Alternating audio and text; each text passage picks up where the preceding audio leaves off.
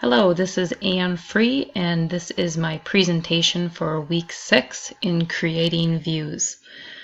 What I will be doing today is showing you how I I'll walk you through how I created the diabetes view comparing male and female hemoglobin A1Cs, as well as pulling up a view that will find us the data for all of our patients who have a hemoglobin A1C greater than 6.5.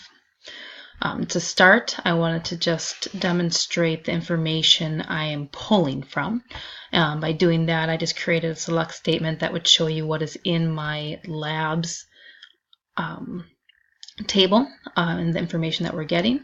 And by doing so, you can see the information I put in has quite a few null values, noting that not every single time that a patient gets a blood draw that they have the entire panel of diabetes labs drawn.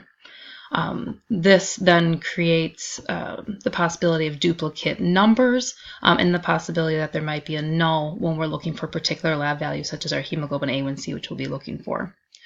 The second select statement I pulled gives a more pared down version of the information we'll be looking at more specifically regarding the patient, the gender, the hemoglobin A1C. In this column, I also put the dates that any of the A1Cs might have been drawn. Again, you'll see in here that there are going to be null values. And in a few instances, that null value may be actually the most recent blood draw, which is one of the things that I had to work around when creating the view. So to start, what I did is made sure I was using the correct database and then created a replaced view that I am calling A1C gender. I created my titles to be on the top of the columns, and then I joined my databases with the demographics as well as the labs. One of the more complicated things that took me a while to figure out was how to get the most recent value from the A1C that then was not null, but still pulled out then the next most recent lab.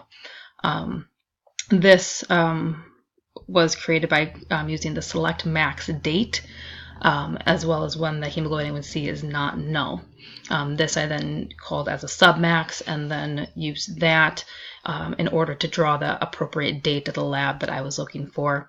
And then finally ordered everything by A1C. So when we run this view, we will see that our patients are all listed. All our females are listed first, and then they're actually ordered from the lowest A1C up to the greatest. Same as well with our men.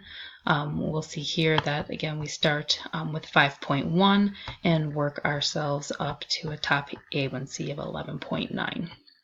The second view that we created for this week's lab is to try to pull all of our patients that had A1Cs of 6.5 or higher, which is perfect since 6.5 is the diagnostic level for which we call a patient that has diabetes a diabetic. Again, I used the similar format for pulling out the A1C data. And actually just kind of created the same information here. This time using that we were only going to sort by A1C and was not as concerned about the gender, so we did drop that piece from the view. Thus, when this is run, it shows us all the patients we have in our database, which has a hemoglobin A1C of 6.5 or higher. This does return 16 rows of the 20 patients, meaning that either our other 4 patients are very well controlled and actually have A1Cs less than 6.5, or maybe aren't even diabetic and might deserve a look at to make sure that they belong in this database to begin with. So that is how I created the 2 views for my diabetic database. Hope you enjoyed the presentation.